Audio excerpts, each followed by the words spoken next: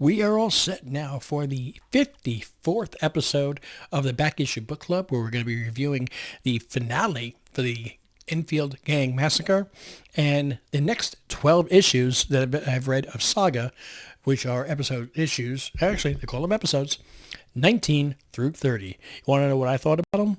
Stick around.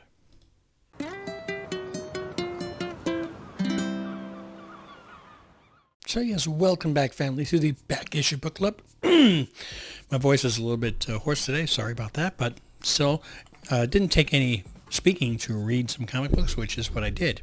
But we're going to be talking about them. Two different ones, as you saw by the cover of the video and the introduction.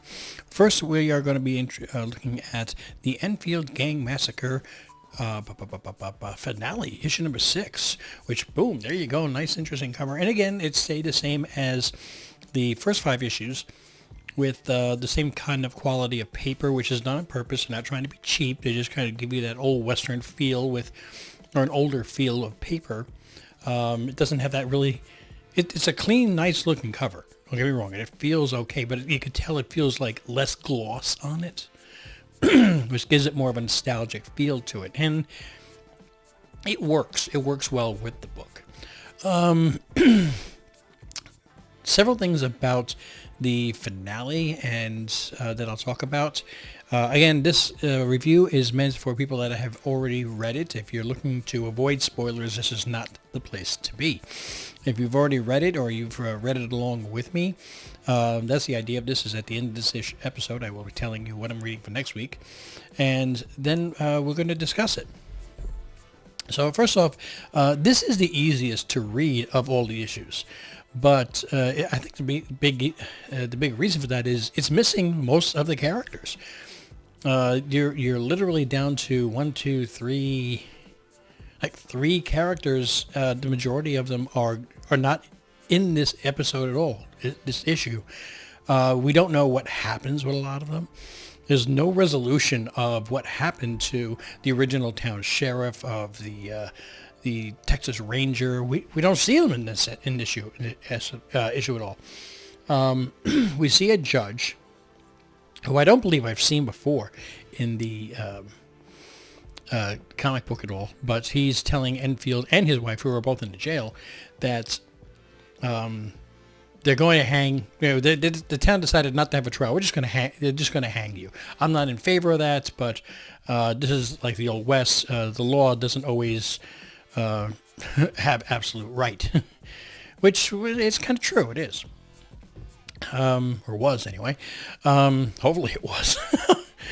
But he says that if the wife will leave the county and vow never to return, then they will allow her to live. And the new sheriff, the guy that took over, he's filibustering. He's saying, getting the crowd all hyped up at the gallows, saying that we will let her live so she can tell our story, so that criminals know to stay out of our town and never come back, and blah blah blah blah blah blah blah.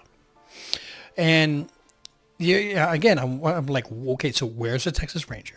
Where's the sheriff that was piecing everything together to find out what the true story was? Where's this? Where's this? And we never see them. So, and I do mean right to the end of the book, we don't ever see them. But in any event, though, we do see them being led to the gallows and the noose being put around Enfield's neck. His wife there, I believe she has her hands bound in front of her. And of course, they tell the hangman, go ahead, do your job. And it's like in 3, 2, 1, and then at the last second, she reaches behind and grabs the sheriff, deputy, whatever's that's holding her handgun and fires off crack shots and cuts the rope. Just as you start, the horse that he's on starts to pull forward, and then he swings by and picks her up, and they take off. And they get away, and they, ride until they find this, it's almost like an abandoned house. It kind of reminds me of Up a little bit with the fixer-upper type of thing. And they show them, like through the years of fixing up the house and her getting pregnant and having a son and him growing up and being taught how to shoot by his father. And the thing is, though, it all turns out to be like in her mind. Like, when you're about to die, your life is, flashes before your eyes. Well, I guess she sees him about to die, and the life that she wanted to have flashed before hers. So, then she's like snapped back to reality. She hears the crack of the whip, and the horse takes off, and there's her, husband, or I believe they were actually married, just, hanging there, and his lifeless body is there for all to see. And she rushes down. She's trying to reach up and say, are you happy? Is this what you wanted? Curse you all to hell. You murdered him. And again, nobody ever touches on the fact that he was not the bad guy. Well, I mean, look, he was not an innocent by any stretch of the imagination. He did lead a gang. He did rob the banks, which was, you get caught for robbing banks, and that's a sentence punishable by death too. So again, but the way that they portrayed him in the town themselves, to be this animalistic monster, that he wasn't. He was kind of like a gentleman's robber, and it also shows that the actual killer got away scot-free. So then we kind of flash back to the present day, which is the turn of the century, 1910, 1920, when they had I think it was called Doc Malladay's Traveling Wild West Show, which is kind of like the instead of Doc Holliday, which he didn't have a traveling show, but it wasn't Wyatt Earp. It was Wild Bill Cody, I think. Or Buffalo Bill had a show, and I think there was a female sharpshooter, Eddie Oakley. She was involved with that. Those kind of shows actually did exist, but they had his mummified corpse at this point still on display, which is where we started issue number 1. And now the guy's saying, like, for the cost of only 10 cents, you can take a picture with standing next to the corpse of the infamous Enfield, Enfield gang leader that was hung, blah, blah, blah, blah. And this elderly woman comes up, and she pays her 10 cents, and she goes up and she just kind of like holds his hand for a second, and you realize that is the wife that was told never come back to the county again. And it's kind of like right there, that's the end of the story. And you're like, well, I feel so unsatisfied. Too many things are left unresolved. I don't like it. You know what I mean? So, in the end of each one of these stories, there is a long scripted, like just word story, like a few paragraphs, a couple pages, whatever. And I read this one because I felt so unsatisfied. And it's from the point of view of the writer of this comic book. And I guess how he came to, I don't know if this is a true story. It seems that the way he wrote it, that he was arriving at in New York, Newark, I believe, actually. Newark Airport also services New York City. And taking a cab and runs into, talk about a chance meeting, one of the descendants of Enfield, and he said, he's talking to her about it and says, "Are you familiar with the story? The legend?" She says, "No." And well, just I always wondered what happened to his, his body, his corpse. And she said, "Oh, he's buried in Connecticut next to my mom and her boyfriend or whoever." He's like, "What? What are you talking about?" "Oh yeah, I've seen a headstone." So they agree to go up there and take a look at it, and he's realizing that even in the end, the old woman must have bought his corpse off of the traveling circus, the traveling Wild West show, and they were together at least in death. And okay, so I'm like, at least I have a resolution on what happened with his corpse. But again, I still don't know. I think a lot of this stuff that was in the story is based on legend, but there's also a lot of writer embellishment in this. Him telling, them telling the story themselves. But But I'm going to switch back to me here. I just, if you're going to embellish or you're going to tell a tale, even the craziest of tales have some kind of rumors about what happened. You could have written this in to give the reader some kind of closure. There's not even enough here for us to speculate what happened, that anybody ever was found out, or they just all went to their graves happy, like, haha, we got away with it. And what was their motivation? So why did they have to get rid of this gang?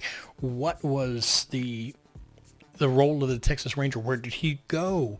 Did anybody ever figure out what was the actual person? What happened to the original sheriff that was poking around asking questions? Nothing, no ideas. So I feel very, You know, I mean, this weekend when I was making dinner, I found a package in the back of my freezer that probably been there for 5 years. Okay, maybe even longer. And I'm like, you know what? I'm just going to throw this out and cook it. And it was bland. It didn't taste bad, but it didn't taste right.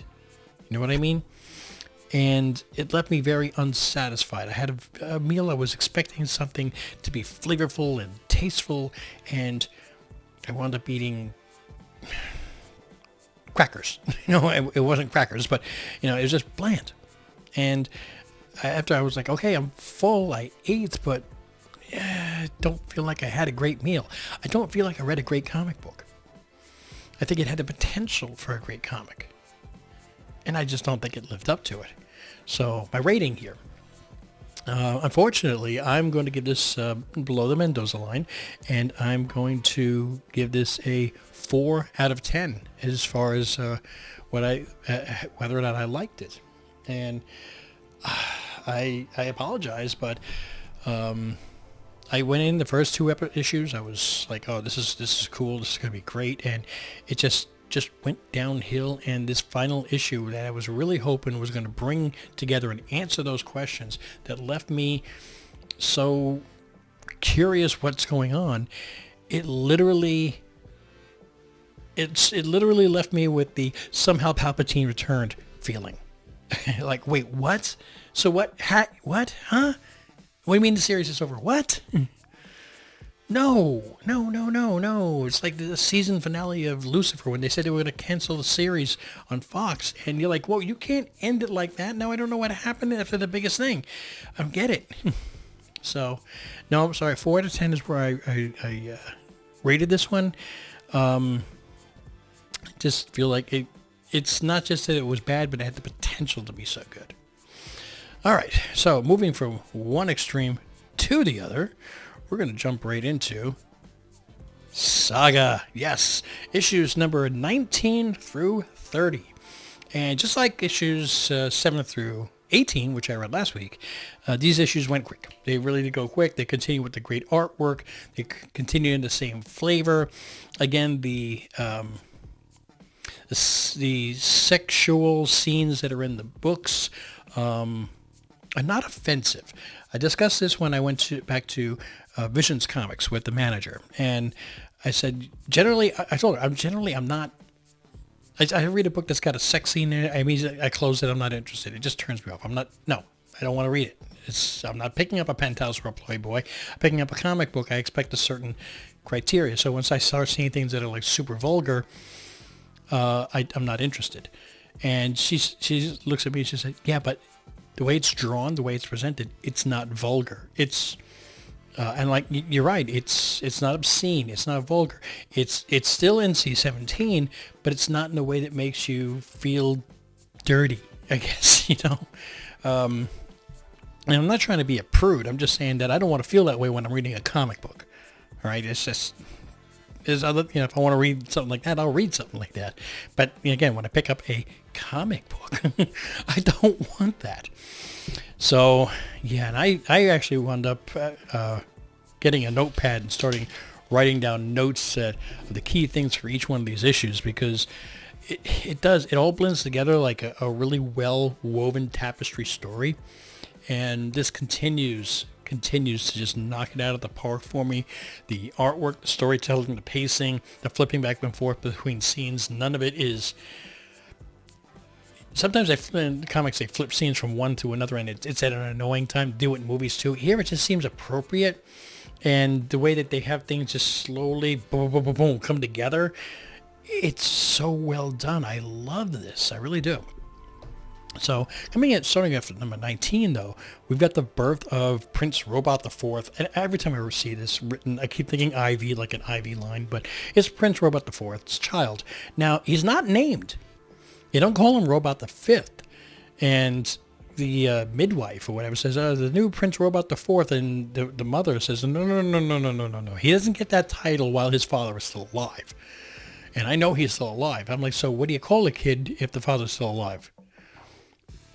Prince Ling, somebody mentioned. I'm like, okay, so it's like a foundling, like from The Mandalorian. I don't get it. But anyway, this little robot baby, which is born, and it shows the background of how the robots picked who was going to be their ally, and how the non-nobles suffered. Plus, it also shows that nobles have they have the TVs on their head because they're robots. Nobles have color TVs. The commoners have black and white. I'm like, okay, that's interesting. And the king, which is in a different issue, dude, he's got this massive, like, LCD plasma. The TV I want in my living room head, And, it looks like the body of, like, Zeus or something. But let's see. Hazel is at the park with Marco, and he's wearing like a bandage of face, making it look like he's like a war veteran and he's healing from his wounds or something, which, during a galaxy-wide war, it's understandable. And Alana is working with the circuit, which is it's like soap opera type of thing. It's like if you took action stuff and made it in a soap opera cheesiness, that's what entertains the fans. It kind of reminds me of The Running Man a little bit, if you know the movie with Arnold Schwarzenegger and Richard Dawson, where just to keep the population numb, we got to entertain them, even if it's something stupid. But he meets somebody there, Ginny, Ginny, and you could tell that she's kind of flirtatious, and she's talking about the fact that her husband is away at war, and like, oh, so she's a lonely girl back home. So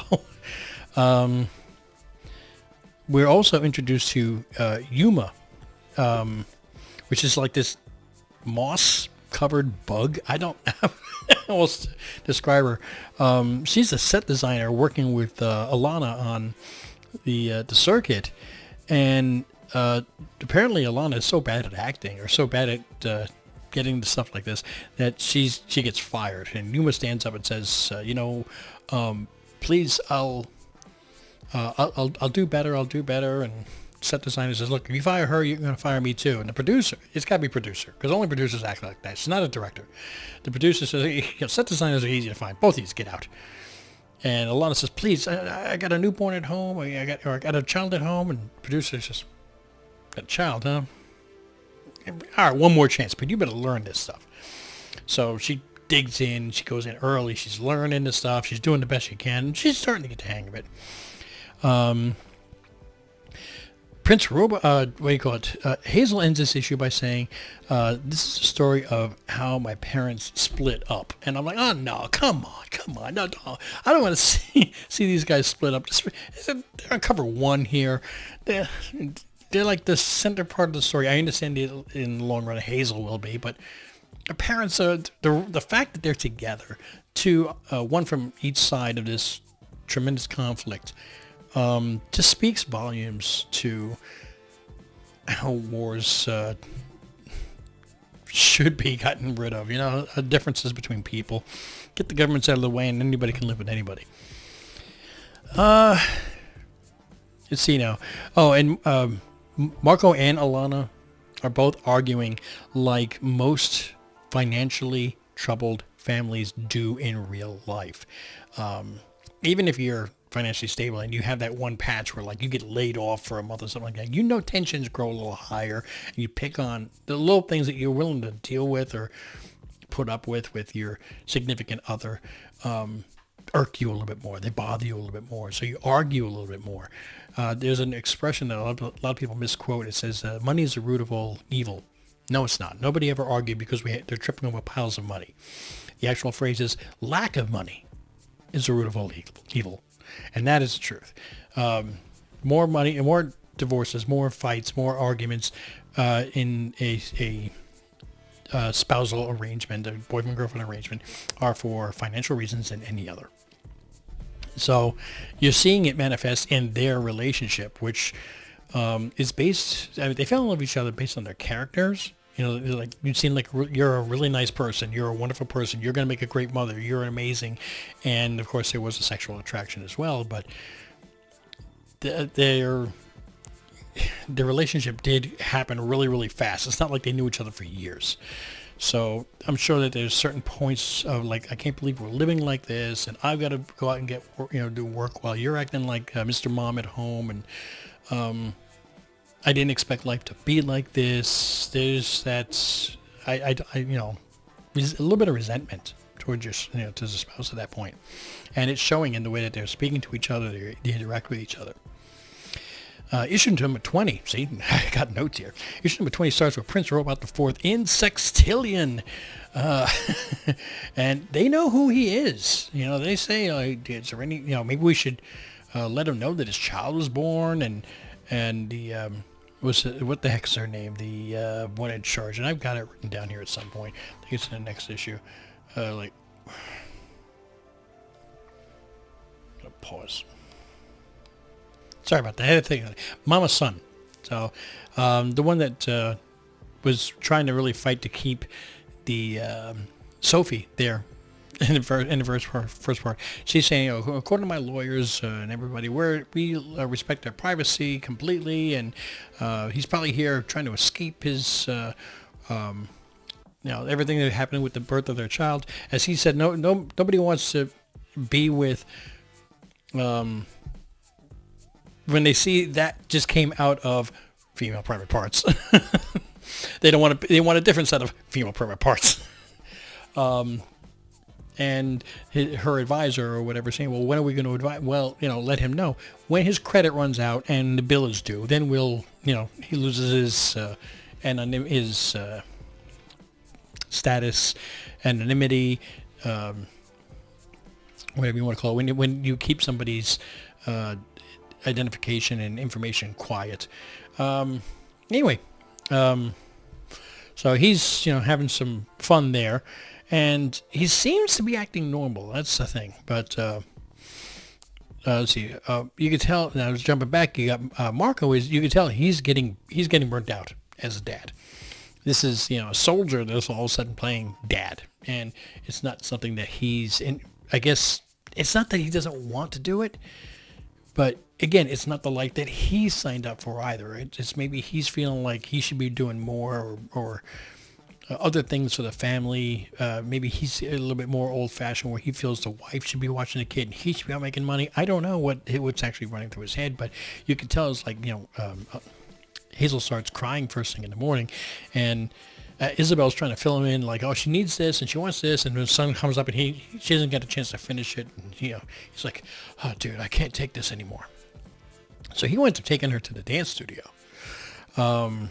where Ginny is hitting on him. You can see it. You can see she's hitting on him, man. You could tell that she does not like any of the, I don't remember the race name, but the Alana's race, the winged ones. She lost her cousin in the war, and you know that if she ever finds this out about the kid, about Hazel, that she's got wings, or finds out about Alana, that there's going to be a big problem there. So there's some tension with that.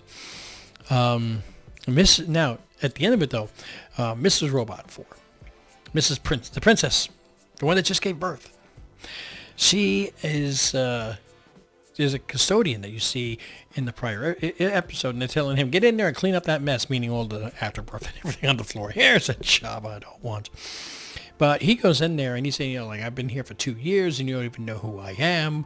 And he pulls apart his room, and it's a sword. Okay, it's a sharp object. And she's saying, please don't hurt my child. He's like, I would never hurt my child. Let me tell you, you don't care about us commoners, and I'm going to make a difference in this world. And I had a son, and he died of dysentery, basically, diarrhea. Did you know that you can just die from going to the bathroom? Well, yes, diarrhea is a major, major killer in the third world of the earth. It's a real thing. And he says, do you know what his last words were? And she's like, no, what? And he just stabs her right through the monitor, which is the head. And he's like, I forget. So I found that to be interesting that like he doesn't remember his son's final words, but he says, I've been here for 2 years. So he's actually been planning this. He's been working out the details on how he's going to take this kid once he's born, get his grand revenge. For 2 years he's been inside the royal palace, and then the scene, it goes from room to room, and he's killed all the midwives, and he's killed all of this. This dude he's a hardcore killer. He really is. So he makes you think he's like right up there with the Prince Robot, the fourth level, or are all robots that efficient at killing? I don't know, because all the people that he killed were no. Well, they were the organics. Again, you had crocodiles that were midwives. I don't know if I'd want that many teeth around my newborn child, but what do I know? But he takes the kid, and he's like, I'm not going to hurt you. I lost my own child. I'm a dad, so I got your back, kid. So, issue number 21 opens with Alana in a different costume on the circuit, and she's eating a bowl of cereal called Cactos, and they show a cactus. She's doing product advertisements, and I'm like, wait a minute, cactus? So, like, you put this stuff in your mouth and it's got spikes? What are they selling these kids? So, one of the things I forgot to mention about issue 20 is Alana actually tries drugs. The first type of drug that they are passing around the cast, which pretty much the dealer is that Yuma, that moss bug creature. In this issue, she's getting more and more into drugs, and Marco is really getting friendly with Ginny. So you can see we've got something like a storm brewing that's really going to hit hard. Ginny also has a daughter, by the way, and Hazel seems to get along with Ginny. So with Jenny's daughter. So Robot 4 gets the news that they finally go into the room, and they in Sextillion and say, look, we're sorry to interrupt you. We want to respect your privacy and everything, but we feel we got to tell you that your wife was killed, and the killer took your child. And he's like, what do you mean, my child? What are you talking about? Oh, yeah, you had a son. Well, when did that happen? I don't know, few weeks ago. So, he immediately just switches his arm to the cannon and just blows a hole right through Mama's son. I'm like, bye-bye. So I didn't mind that one at all. And he goes to turn to the advisor, and he's like, whoa, dude, please. I'm a parent too. I'm a father too. I got kids. Don't kill me, please. And he's still coming to grips like, wait.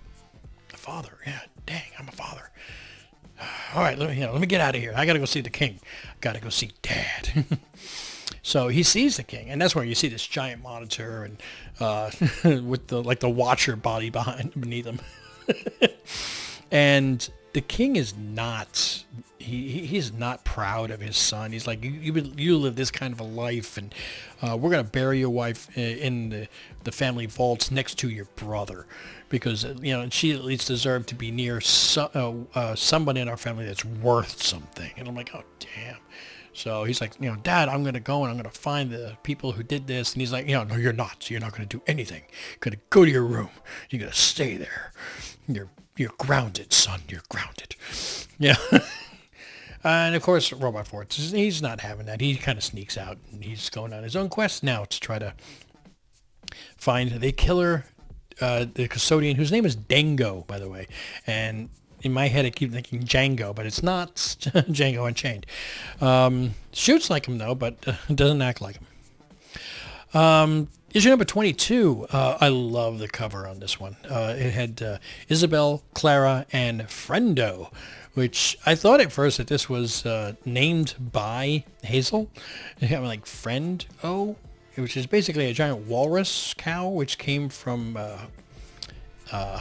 the writer Heist's planet. You remember there was a little herder on that planet, and he had these walruses. So I thought that maybe the mother, Clara, she says, when I bought this thing, I was just getting it for the blubber. I didn't realize that Hazel was going to fall in love with it. Dang it! So, and I can relate to that because my grandmother told me the same thing when she was a kid. They had a cow that they were planning on meat for the wintertime. This is back in Vermont, back in the 1930s. This is what they did. And of course, the kids started playing with it, and they fell in love with it. And then the dad's like, "I'm never letting you guys turn our food into a pet again." So they didn't have a lot of money to just go out and buy another cow. Let's see, where else did we get in this one? Right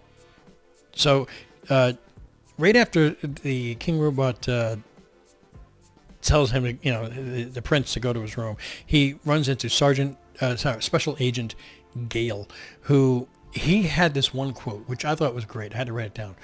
The whole point of having enemies abroad is getting to ignore the ones back home. And if you are a conspiracy theorist, and to a point, I think, to a level, I think everybody is, where it makes you wonder, because you know human nature. How much stuff that happens overseas, in other countries, other fights that we fight, are manufactured by governments with the sole intention of making people forget about their own troubles. Why, you realize we have to, Russia and Ukraine are fighting, and there's fighting going on in the Gaza Strip and everything else, and it's all over the news. And yes, it deserves to be, don't get me wrong, but it's almost like that is so prevalent that people forget about the problems that we have currently in the United States. And we have a lot of problems, So again, conspiracy theory. Let's see, what else do we have going on? Elena and Margot fight about drugs and Ginny. So apparently, Margot comes walking up just as Alana takes a hit before she gets inside the house. Now, she didn't realize that Margot had gone out for groceries, and he comes walking back, and he sees her, boom. And he's like, "How long has this been going on? Now you're on drugs? Have you been taking drugs in front of the kid?" And of course, now it's people's natural reaction, especially when you're tense, is to become defensive and try to cast blame back on the opposite person. She's like, "Well, who the hell's Ginny?" He's like, "What? You call her name out in your sleep?" And I'm like, "Ooh, boy." Which, by the way, I asked Mrs. Ohana, which one do you think is worse? Calling out another woman's name in the sleep, or finding out your spouse or significant other is on drugs and you have actually been high in front of your child? And she said, well, without a doubt, it is getting, drugs, in her opinion. I kind of agree with that, but she said you have no control over who you sleep with, like who you're dreaming of in your sleep. I'm like, yeah, no, any guy would no, I'd still get in a lot of trouble. It doesn't matter if I have any control over it. So he, what do you call it? He throws the groceries at her, and it's basically assault, even though it is just groceries, vegetables, maybe a couple of cans. He doesn't, he doesn't punch her or anything like that, but still, she has a zero tolerance policy for any kind of violence in a relationship. And she says, "Get the hell out of here! Don't come home. Just go. I don't want you here. Goodbye."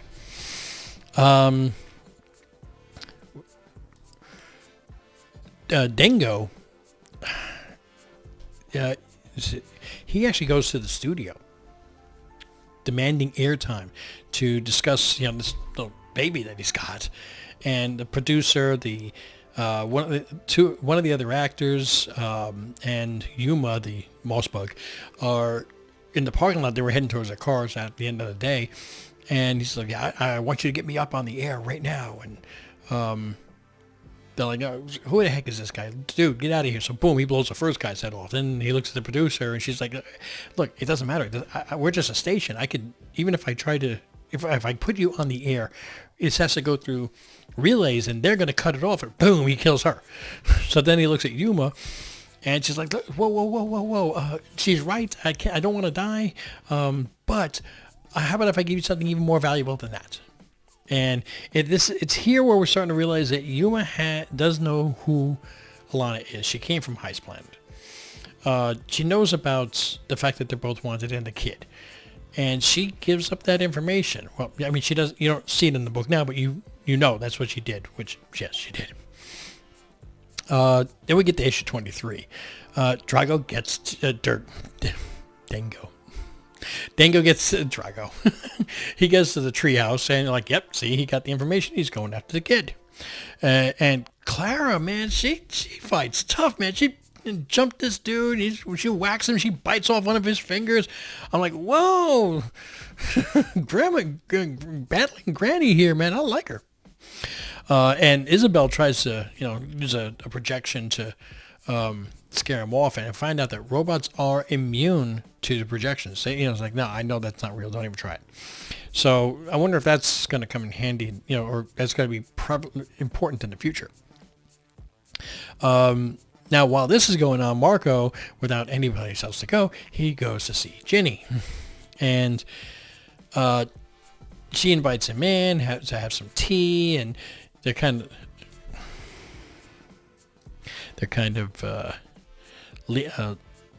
looking at each other, getting a little closer. She puts her hand on the inside of his thigh, and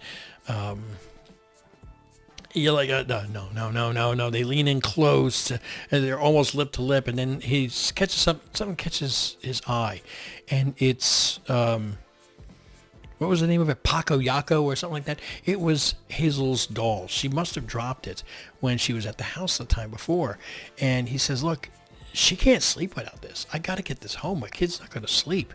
And he realizes, I was about to do something really, really stupid, and that is where my wife is. That is where my family is. For better, for worse, I got to get my butt back there. So he says, look, thank you so much. You've been a great friend, but I can't do this. I can't involve you in this. I got to go. And you can see Jenny, you're like, but wait. I was going to make espresso. Yeah, so he takes off to go back home to bring the doll, but I think to go to his wife and say, look, we got some problems. Let's fix it because I love you. Alana also kind of has a revelation that she misses her husband. And it's Isabel. Isabel, again, such a major character in this. It's like tells her that, I realize that I will never feel the breath of the person I love anymore on my neck because half my body was blown off when I stepped on a mine.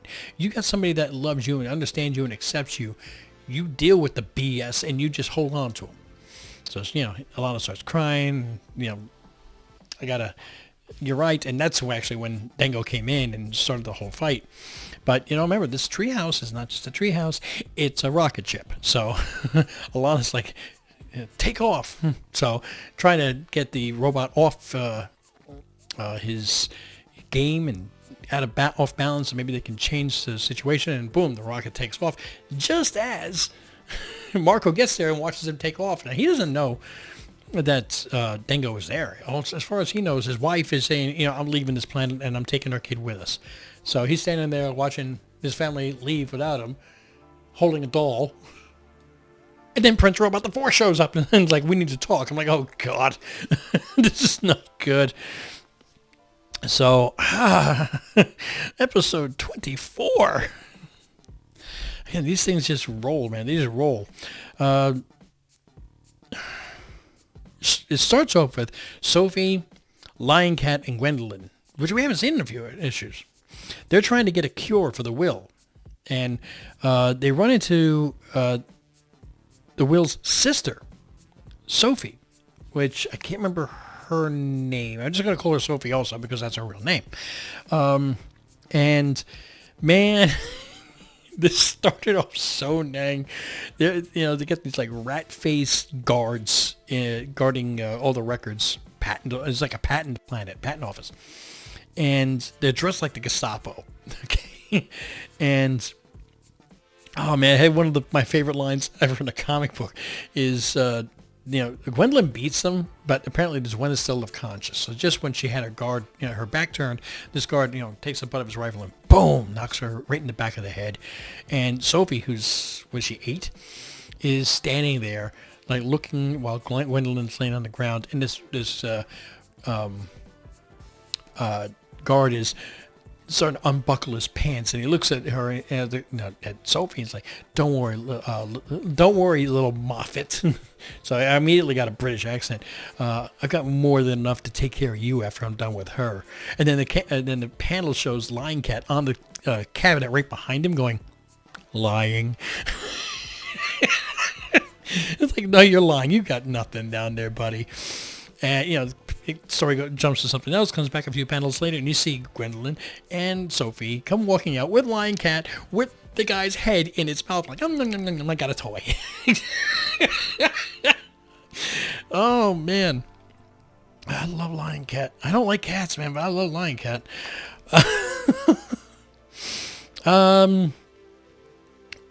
They run into, and they join forces to get the ingredients. Gus is going to help. Gus was the herder that had the walruses on whatever the planet with the writer Heist was on. He's going to help Yuma and Marco and Prince the Fourth find Friendo and Hazel and Alana and everything else, because he has a connection to every one of the animals that were in his herd, that he can kind of feel like, oh, they're that way, they're that way. It might be 20 feet, might be 2,000 light years. We don't know, but it's in that direction. So you can tell this is going to take a while. Issue 25. Sophie, Lying Cat, Gwen fight dragons. Yes, we have dragons now, because one of the ingredients they need is dragon sperm. Yuck. And of course it is. Of course it is. We got to keep some of the things in here just. But what do? The first dragon they go after, it turns out it's not a boy dragon. It's a girl dragon. And girl dragons are not friendly at all. They fight a lot. They pee on you to mark your scent for all the other dragons to come and attack you. So thankfully, Sophie gets the idea to use to hook up the sync, I guess you'd say, the translation device, so that way they can talk to them and say, "Look, we're not your enemy. We're just trying to save a friend of ours, please." Blah blah blah blah blah. They get away from that, but let's see. Marco and Prime the Fourth are getting close to killing. Yes, they are getting close to killing each other. You can tell that their tension's like, I don't like you, and as soon as this is over, and I'm reunited with my kid, you're reunited with your kid, I'm going to kill you. So, there's a profitable relationship there. And Dingle calls for the revolution. So it's like the other people, the rebels that are fighting against the war. It's a small band of them, but each seem to have their own ability for one reason or another. They arrive. It's, you could see Alana is like, I can't believe you called these guys. They're not the nice guys that you think they are. We're going to have a lot of problems with this. And it's like a da-da-da moment as they get off their ship. And also, there's a little note in the bottom of it that from Hazel, because remember, she's the narrator of this entire story, that it will be years until she sees her dad again. I'm like, years? Well, I mean, they keep having time jumps, but geez, I don't want to have to spend a lot of time here. A lot of time without them being reunited. It's episode number 26. We see that there's another of the Stalks species in the book. We don't know who it is at this point. We find out later on. And Marco tries some drugs himself to see what it is that Alana is seeking. Because, Yuma tells him that she got into drugs on her own. She didn't have to push her at all because she was seeking peace. And that's the one thing that Marco's kind of missing too. So he takes the drugs. And these drugs that they got were from this hooligan of Marco's race also. He was trying to rob a 7-Eleven. And again, some more products in there that were really cool. I think they had like instead of Swedish fish, they had stinky fish. It's just some kind of really funny stuff that was in there. If you read the products that are in there, and he had some of this drug that's like, was it Foresight or something like that, that Yuma was pushing, but it's like a bad batch. There's something wrong with it, and they have this really bad OD type of reaction. And now you've got Gus and Prince Robot the Fourth are looking at these two OD'd, which Prince Robot the Fourth really doesn't. It's like, oh, you know what, jettison him into space. I don't care. Get rid of him. And Gus is the one that says, look, we need him. Why do we need him? He's like, because I'm not afraid of you. But that guy scares the crap out of me. So against his better judgment, Prince Robot IV contacts the Surgeon General of his home planet. Talk about having connections. I can't, if I have a problem with something, I can't call the Surgeon General of the United States. I don't have his number. So the Surgeon General's like, yeah, Prince, what are you doing? I thought you were confined to your room or confined to quarters.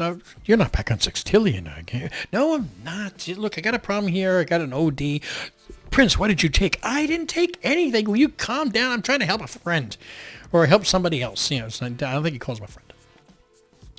And the surgeon says, well, you need to get him to expel the drugs. In other words, throw up, vomit. And well, how am I supposed to do that? And the Surgeon General said, well, from my understanding, these carbon-based life forms have a rather violent reaction to our blood. It's very caustic to them. At which point, then you see Gus, who's this little, seal-looking guy, comes walking up with the axe that he traded for a friendo. You're like, oh, you don't say. He's just walking at Prince Robot, who's like back like, whoa, whoa, whoa. So Prince Robot has not been afraid of anybody, but he sees the guy, the little seal, come walking up with a giant axe. He's like, hey! And the next scene, you see both of them, the ODs, vomiting or a little bit of blue blood around their mouth, and Prince's hand is all bandaged up, so he got some blood into their systems, and they were able to expel and start to revive themselves a bit.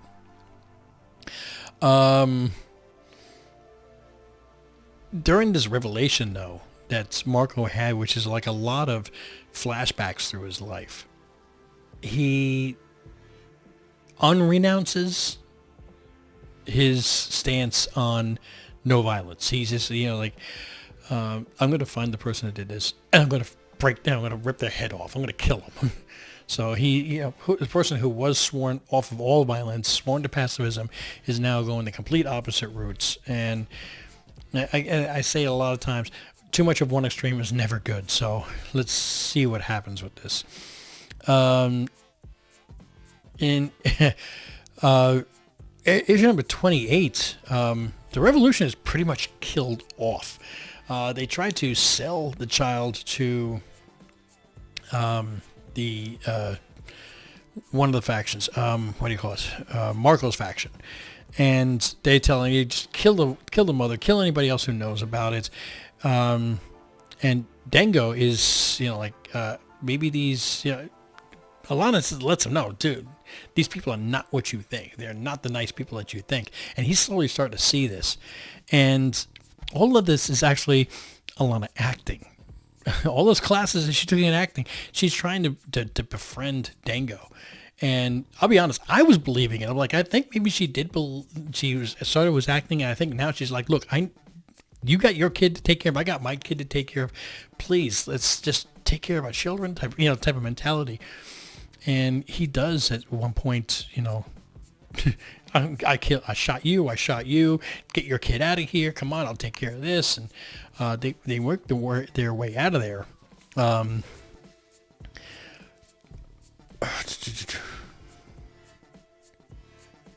Yeah, okay. I'm just looking at my little notes here.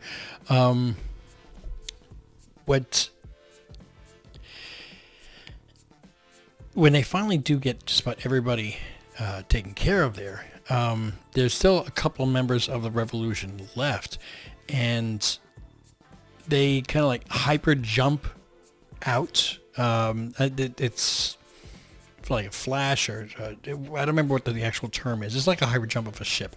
And of course, Hazel is still with them. She lost Hazel. And I think the grandmother too. I remember seeing the grandmother getting off the ship. But Dango is like, well, I swear that I will work with you until you are reunited with your child, and I will. And I'm like, it's kind of like what Boba Fett promised Mando, until you're reunited with your child, I am with you. But Alana immediately turns around like, no, you don't understand. I don't give a damn about you. I was lying to you the whole time. I was acting. I just wanted to get my child right now. I just want to blow your damn head off. And who shows up? Marco. Like another one that wants to blow his damn head off. And he says, to her, what do you want to do? What do you want to do? I want to kill him. But she decides not to. And that kind of like brings Marco back to killing is not the answer. Not always. It can't be, I'll never fight to protect my family, but killing somebody for revenge is not the answer either. And the two of them of each other embrace. And during this entire time, Dingo is still sitting there holding the dang baby. The Prince Robot the Fifth, or whatever his name is. Prince Robot the Fourth is there. And he's like, is that my son? Is that my son? Oh my God. And he picks up his son. He's holding him. And then Dango's like, Your Majesty, I've waited all this time so I can finally meet you. I'd love to tell you about my child who was, boom, Prince Robot just blows his head right off. Like, no, I don't care about you. You killed my wife and you took my son. You're dying. That's it, period.